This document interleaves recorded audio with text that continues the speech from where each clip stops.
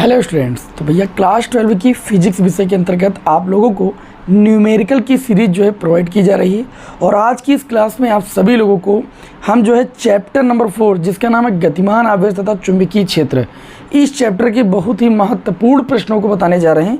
तो आप सभी लोग एकदम सीरियस होकर के बैठ जाइए और पूरी क्लास को अंत तक देखिएगा, ठीक है, जिससे बोर्ड एग्जाम में आने वाला जो क्वेश्चन है वो आप सभी लोगों से सॉल्व हो जाए। बोर्ड एग्जाम में यहाँ से क्वेश्चन एक जरूर आता है, जो क्वेश्चन आज की इस क्लास में हम उठाएं, तो बहुत ध्यान से देखिएगा। पहला प्रश्न आपकी स्क्रीन पर कि 2 मिलीमीटर व्यास के तांबे के तार में 10 एम्पीयर की धारा प्रवाहित हो रही है, ठीक है। देखिए, और उसके बाद कहा उस धारा के कारण अधिकतम चुंबकीय क्षेत्र की तीव्रता का परिमाण ज्ञात कीजिए। अगर बात करें तो 2 मिलीमीटर व्यास, देखिए ये क्या है, न्यूमेरिकल है। और आज की इस क्लास का न्यूमेरिकल नंबर हम फर्स्ट देख रहे हैं, बहुत ध्यान से समझिएगा, ठीक है। बहुत ज़्यादा न्यूमेरिकल को हम एक क्लास में नहीं ले रहे हैं, लेकिन जो भी न्यूमेरिकल ले रहे हैं वो बहुत ज़्यादा इंपॉर्टेंट है। 2 मिलीमीटर व्यास दिया है, डायमीटर आपको दिया गया है 2 मिलीमीटर, इसका मतलब है 1 मिलीमीटर बराबर 10 की घात -3 मीटर। तो जब डायमीटर इतना है तो रेडियस कितनी हो जाएगी, तो रेडियस जो होती है वो डायमीटर की आधी होती है, 2 का आधा 1 गुणे 10 की घात -3 मीटर हो गया। आगे कह रहे हैं कि तार में 10 एम्पीयर की धारा प्रवाहित हो रही, आई बराबर कितना भाई, 10 एम्पीयर की धारा प्रवाहित हो रही।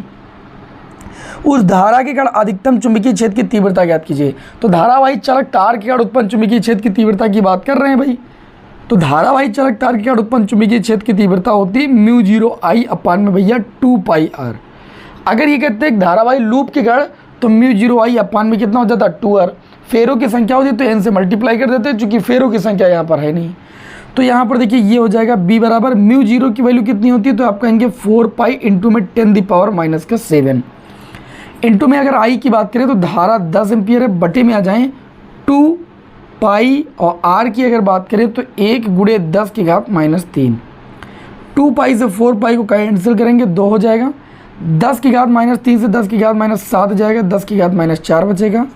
आंसर आ जाएगा b बराबर 2 गुणे 10 की घात -4 और यहाँ पर 10 की घात 1 बचा है, 10 की घात -3 बचेगा। आधार समान होते घातें जुड़ जाती हैं। चुंबकीय क्षेत्र की तीव्रता का मात्रक टेस्ला होता है। बात बताओ समझ में आई कि नहीं समझ में आई। क्वेश्चन नंबर 2 देखेंगे आज का। क्वेश्चन नंबर 2 कहता है कि 10 सेंटीमीटर त्रिज्या के एक वृत्ताकार लूप में 5 एम्पीयर की धारा प्रवाहित हो रही है। भाई देखिए, त्रिज्या जो रेडियस दी गई है वो आपको 10 सेंटीमीटर दी गई है। 10 सेंटीमीटर बराबर होता है 0.1 मीटर। आगे कहा जा रहा है कि 5 एम्पीयर की धारा प्रवाहित हो रही है। लूप में जो धारा प्रवाहित हो रही है वह 5 एम्पीयर की धारा प्रवाहित हो रही है। लूप के केंद्र पर उत्पन्न चुंबकीय क्षेत्र की तीव्रता की गणना करना है। अब यहाँ पर लूप के केंद्र पर उत्पन्न चुंबकीय क्षेत्र की तीव्रता की गणना करना है। तो भैया लूप के केंद्र पर जो चुंबकीय क्षेत्र की तीव्रता होती है उसका सूत्र होता है μ0I बटे में। जब धारावाही चालक तार के कारण बात की जाएगी तो 2πr से भाग कर देना, लूप के कारण बात की जाएगी तो 2r से भाग कर देना μ0I को, है ना। तो b बराबर μ0 की वैल्यू होती है आपकी 4π इंटू 10⁻⁻ का कितना 7। I की बात करें तो I बराबर 5 एम्पीयर है, बटे में 2 इंटू आर की अगर बात करें तो 0.1 मीटर है। चलिए भाई आगे बात करते हैं, बहुत ध्यान से समझिएगा। आप लोगों को एक एक स्टेप अच्छे से सॉल्व करके इसलिए बता रहे हैं। तो ये भैया b बराबर आपका हो जाएगा, देखिए कितना, 2 से 4π को काटेंगे तो ये आपका बचेगा 2π। पाई की वैल्यू आप लोग जानते हैं, यहाँ पर पाई कटे वटे का है ना, तो वैल्यू रख दीजिए 3.14। अच्छा, इस पॉइंट को हटाएंगे तो यहाँ 0 बढ़ जाएगा। इंटू में आपका हो जाएगा 50 और गुणे में आपका 10 की घात -7 है। बस इसी को सॉल्व करना है, आपको हम सॉल्व करके बताते हैं। देखिए ये आपका हो जाएगा 314 मान के चलो, पूरा है भाई, दशमलव लगा लेंगे। 314 है और 314 का गुणा 2 से करेंगे तो 626 हो जाएगा, 626 और गुणे में कर देंगे 5।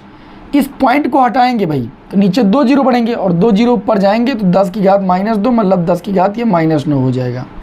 और 1 जीरो का मतलब होता है 10 की घात 1, तो ये आपका -8 बचेगा। मैंने पूरा सॉल्व कर दिया है, आप केवल गुणा कर दीजिए अब बस। 5 छक्का 30, 5 दूनी 10 और 3 13, 5 छक्का 30, 1 31, और गुणे 10 की घात -8। चूँकि दशमलव के 1 अंक तक वैल्यू रखते हैं तो दशमलव को 3 अंक आगे बढ़ाएंगे, 3.13 गुणे 10 की घात 3 अंक आगे बढ़ाओ, 3 यहाँ जुड़ जाएगा तो यहाँ -5 बचेगा। टेस्ला। इससे धीरे पढ़ाया जा सकता है क्या? जिनका न्यूमेरिकल वीक है, अब इससे नीचे आप पढ़ सकते हैं क्या? नहीं पढ़ सकते हैं। बढ़ते हैं आज की क्लास के क्वेश्चन नंबर 3 की ओर। आज की क्लास में मैंने कुछ ही क्वेश्चनों को सिलेक्ट किया, लेकिन बहुत ही ज़बरदस्त प्रश्न, ध्यान से समझिएगा। अगला क्वेश्चन एक देखिए, चित्र दर्शाया गया आप सभी लोगों के समक्ष। ऐसे चित्र आपके एग्जाम में बहुत आते हैं और इसमें धारा ऐसे आपकी प्रवाहित हो रही है। I बराबर आपका 0.8 एम्पियर दिया है, ठीक। इसको आप 8 एम्पियर कर लीजिए क्योंकि इसमें त्रुटि थी, इसको हम सही कर रहे हैं। और ये आपका केंद्र है C और त्रिज्या आपकी 10 सेंटीमीटर इसी चित्र में दर्शाई गई है। कहा जा रहा है कि चित्र के में दर्शाए अनुसार एक सीधे लंबे तार को एक 10 सेंटीमीटर त्रिज्या के लूप में मोड़ दिया जाता है। यदि 8 एम्पियर की धारा इस लूप से प्रवाहित होती है तो लूप के केंद्र पर आपको क्या करना, चुंबकीय क्षेत्र की मान व दिशा ज्ञात करना है। चुंबकीय क्षेत्र की दिशा ज्ञात करने के लिए हम क्या करते हैं, दाएं हाथ की हथेली का नियम नंबर 1 लगाते हैं और चुंबकीय बल की दिशा ज्ञात करने के लिए दाएं हाथ की हथेली का नियम नंबर 2 लगाते हैं। हालांकि आपकी चुंबकीय क्षेत्र की दिशा और बल की दिशा ज्ञात करने के कई सारे नियम हैं, ठीक है, जो भी आपको नियम अच्छा लगे। यहाँ पर अगर C पर हमको चुंबकीय क्षेत्र की तीव्रता की गणना करनी है परिणामी, तो सबसे पहले इस धारावाही तार के कारण निकालेंगे। तो नंबर 1 तार के कारण तीव्रता को B लिखेंगे। तार के कारण तीव्रता अभी मैंने बताई μ0 I/, में कितनी होती है 2πr। तो इसको हम B1 नाम दे देंगे। μ0 के स्थान पर लिख सकते हैं 4×10⁻⁷। धारा की बात करें तो धारा 8 एम्पियर है, बटे में 2πr की बात करें, त्रिज्या 10 सेंटीमीटर का मतलब 0.1 मीटर। 2π से 4π को काटेंगे 2 हो जाएगा। B1 बराबर 2 और 8 का ये पॉइंट हटा सकते हैं, यहाँ 0 बढ़ जाएगा। 8 और 2 गुणे कितना हो जाएगा 16। 1 0 का मतलब 10 की घात 1, 10 की घात 1, 10 की घात -7, 10 की घात -6 बचेगा। बताओ कोई समस्या? कोई समस्या नहीं। ये B1 की वैल्यू आ गई। अच्छा, इस धारावाही लूप के कारण चुंबकीय क्षेत्र किधर की ओर होगा, तो देखिए लूप के कारण तार के कारण, पहले तार के कारण निकालेंगे फिर लूप के कारण निकालेंगे, 2 आकृतियां बने ना। तो तार के कारण देखिए, दाएं हाथ की हथेली का नियम नंबर 1 ये कहता है कि धारा की दिशा में अंगूठा और अंगुलियां उस डायरेक्शन में जिधर चुंबकीय क्षेत्र निकलना है। तो हथेली की लंबवत जो डायरेक्शन होती है चुंबकीय क्षेत्र की दिशा होती है। तो तार के कारण जो चुंबकीय क्षेत्र आया है आपके सामने 16 गुणे कितना है भाई, 16 गुणे 10 की पावर -6, या इसे 1.6 गुणे 10 की घात कितना लिख सकते हैं -5 भी आप लिख सकते हैं। B1 बराबर इसे आप लिख सकते हैं 1.6 गुणे 10 की घात -5 टेस्ला। इसकी जो दिशा आएगी वो अंदर की ओर आएगी। अभी आपने देखा, क्योंकि परिणामी निकालने के लिए दिशा का ज्ञान होना बहुत ज़रूरी है, अदरवाइज आप परिणामी नहीं निकाल पाएंगे। अब इसके बाद दूसरी आकृति से बन रही लूप, तो अगले स्टेप में लिखेंगे लूप के कारण। लूप के कारण तीव्रता को हम B2 बोलेंगे और लूप के कारण जो तीव्रता होती है वो आपकी होती है μ0 I/2r। तार के कारण बटे में 2πr करते हैं, अभी मैंने बताया।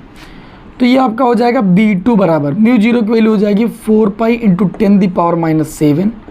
धारा की बात करें तो धारा आपकी 8 एम्पियर की प्रवाहित हो रही है, बटे में मैंने धारा 8 एम्पियर ही रखा था यहाँ पर।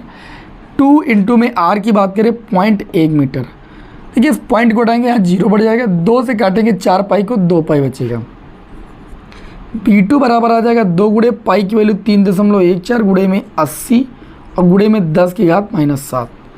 B2 बराबर ये आपका हो जाएगा 626, कितना हो जाएगा 626.2 अंक आगे और गुणे में 8, 1 0 का मतलब 10 की घात 1 की -6 हो जाएगा।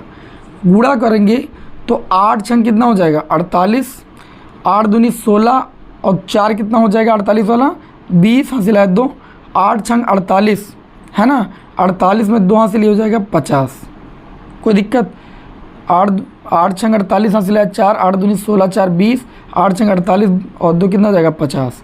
0.2 अंक आगे लगा, 2 अंक आगे लगा दीजिए, गुणे में 10 की घात -6। इसको आप ले सकते हैं B2 बराबर 5.0, दशमलव को एक अंक आ गया वो ले आइए, 5.008 गुणे 10 की घात कितना भाई -5। ये जो B2 तीव्रता आई है लूप के कारण आई है। और इस तीव्रता की डायरेक्शन कैसे निकालेंगे, देखिए इसमें धारा की डायरेक्शन ऐसे होगी आपकी, है ना। तो धारा की डायरेक्शन में अंगूठा करेंगे, ओके, अंगुलियां चुंबकीय क्षेत्र की डायरेक्शन में करेंगे। तो हथेली की लंबवत जो डायरेक्शन होगी वो क्या होगी, चुंबकीय क्षेत्र की दिशा होगी। अर्थात जो B2 की वैल्यू आएगी उसमें चुंबकीय क्षेत्र की दिशा क्या आ जाएगी, बाहर की ओर। अब एक तार के कारण तीव्रता अंदर की ओर और लूप के कारण तीव्रता बाहर की ओर। तो जो परिणामी तीव्रता होती है, अतः परिणामी तीव्रता, जब आप परिणामी तीव्रता निकालेंगे तो दोनों के अंतर से निकालेंगे, क्योंकि दोनों तीव्रता एक दूसरे के विपरीत हैं। अब कौन सी ज़्यादा है, ज़्यादा वाली को आपको कम, ज़्यादा वाली से कम को घटाना है। यहाँ पर आपका 1.6, वहाँ 5.08। तो आप क्या कीजिए, B2 से B1 को आप घटा दीजिए। दोनों में 10 की घात -5 कॉमन मिल जाएगा। 5.008 से 1.6 घटा दीजिए, पूरे 10 की घात जो -5 था उसको बाहर कर लीजिए, कॉमन ले लीजिए आप। तो जब आप 5.008 से 1.6 को घटाएंगे, उसको हटा दीजिए, ज़्यादा बेटर है। यहाँ 10 से 6 जाएगा, 4 बचेगा, और ये 4 से जाएगा 3। ये आंसर जो आपका आएगा वह 3.4 गुणे 10 की घात -5 लगभग के बराबर आएगा, ओके। अच्छा, चुंबकीय क्षेत्र की जो तीव्रता होती है उसका मात्रक क्या होता है, तो आप कहेंगे टेस्ला होता है। हमें उम्मीद है कि आपको ये क्वेश्चन समझ में आया होगा। अब चलिए भाई, इसी क्रम में अगले क्वेश्चन की ओर हम बढ़ते हैं, ठीक। अगला क्वेश्चन हमारा इधर बगल ही लग जाएगा, तो हम बगल ही लगा देंगे, जिससे ज़्यादा क्वेश्चनों का एक साथ आप स्क्रीनशॉट ले सकें। अगला क्वेश्चन कुछ ऐसे ही है, इसमें दिया गया है चित्र की भांति। चित्र कुछ ऐसे बना है, मैं आपके सामने बना देता हूँ।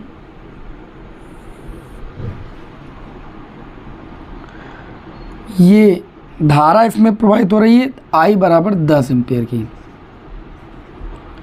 और इसका केंद्र यहाँ है। ये आपकी जो त्रिज्या है वो भी 10 सेंटीमीटर है।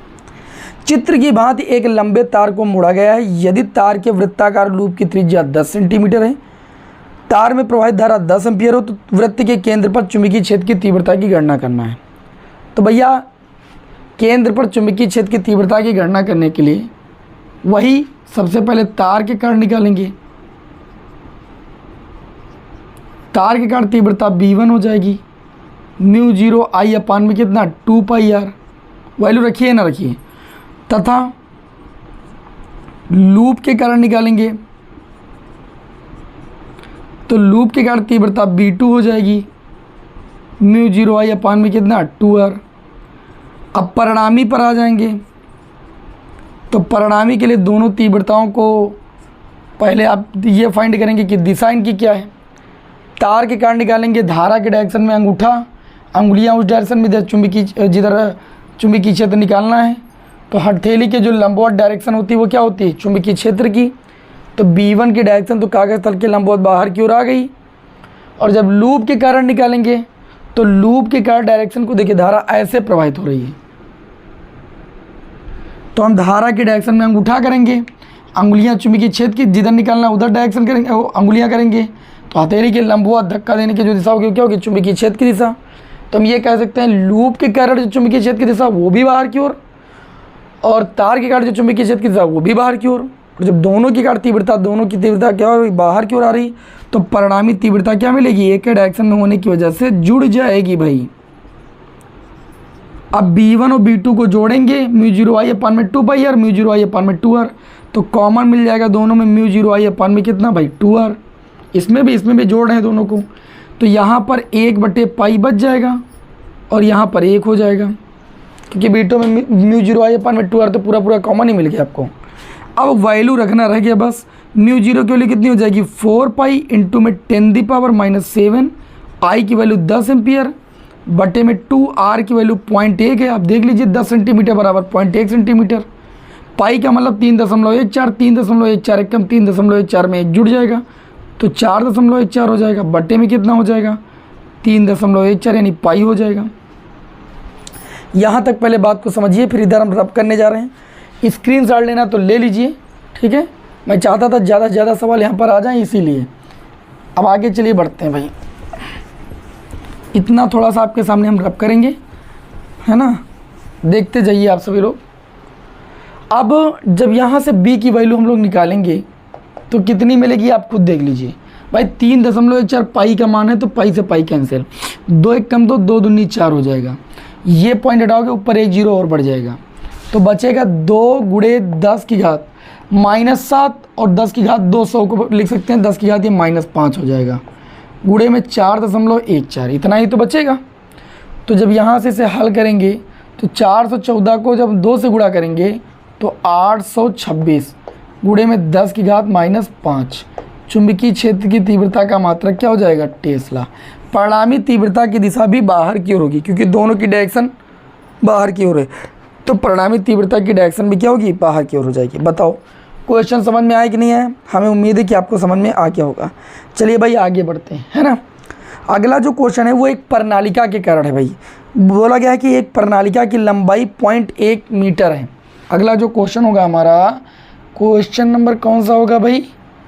ये तीसरा चल रहा था, वो चौथा, ये 5वां क्वेश्चन होगा। देखिए भाई, कह रहे हैं कि एक प्रणालिका की लंबाई 1 मीटर है। प्रणालिका की लंबाई को L से लिखेंगे, वो आपको 1 मीटर दी गई है। और ये कहा जा रहा है कि औसत व्यास, प्रणालिका का व्यास, देखिए प्रणालिका के कारण उत्पन्न चुंबकीय क्षेत्र की तीव्रता जो आई थी वो μ0 Ni आई थी। प्रणालिका के कारण उत्पन्न चुंबकीय क्षेत्र की तीव्रता प्रणालिका के व्यास और त्रिज्या पर निर्भर नहीं करता है। अगर दिया गया तो कोई मतलब नहीं है। तो आपको व्यास दिया गया है कितना भाई? 3 सेंटीमीटर से कोई मतलब ही नहीं, क्योंकि तीव्रता निकालने में इसका कोई काम ही नहीं। इसमें तार के प्रत्येक 800 फेरों की 5 परतें हैं। तो टोटल जो नंबर, अब देखो 800 फेरों की 5 परतें, 8 5 4000 मतलब 4000 फेरे टोटल हो जाएंगे। ठीक, आगे क्वेश्चन में दिया गया कि प्रणालिका में प्रवाहित धारा 5 एम्पियर है। प्रणालिका में प्रवाहित धारा कितनी? 5 एम्पियर है। प्रणालिका के केंद्र पर उत्पन्न चुंबकीय क्षेत्र, तो देखिए भाई प्रणालिका के केंद्र पर और सिरों पर जो चुंबकीय क्षेत्र आया था वो क्या आया था? प्रणालिका के केंद्र पर उत्पन्न चुंबकीय क्षेत्र, प्रणालिका के केंद्र पर जो उत्पन्न चुंबकीय क्षेत्र था वो B बराबर था μ0 Ni बटे में कितना भाई? μ0 Ni था। जहाँ जो ये n था ये प्रति एकांक लंबाई में फेरों की संख्या थी, लेकिन यहाँ पर लंबाई भी दी गई और फेरे भी दिए गए, तो ये n के स्थान पर हम लिख सकते हैं μ0 कैपिटल N बटे में L इंटू में I। ये था प्रणालिका के केंद्र पर उत्पन्न चुंबकीय क्षेत्र। और सिरों पर निकालना होता है तो इसका आधा आता है, 2 से भाग कर दीजिए बस। तो B बराबर ये हो जाएगा μ0 की वैल्यू 4.10⁻⁻7। n आपके हो गए 4000 फेरे। धारा आपकी प्रवाहित हो रही कितनी? 5 एम्पियर की। लंबाई आपकी 1 मीटर है।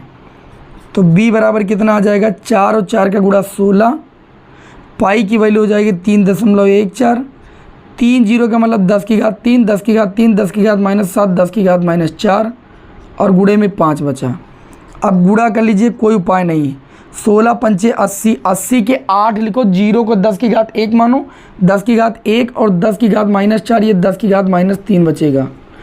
8 गुणे कितना बचेगा? 3.14। गुणा कर लीजिए, 8 चौक 32, 8 एकम 8, 3 कितना हो जाएगा? 11, 8 त्रिक 24, 24 में कितना हो जाएगा? 25.2 का आगे लगा देंगे, गुणे 10 की घात -3।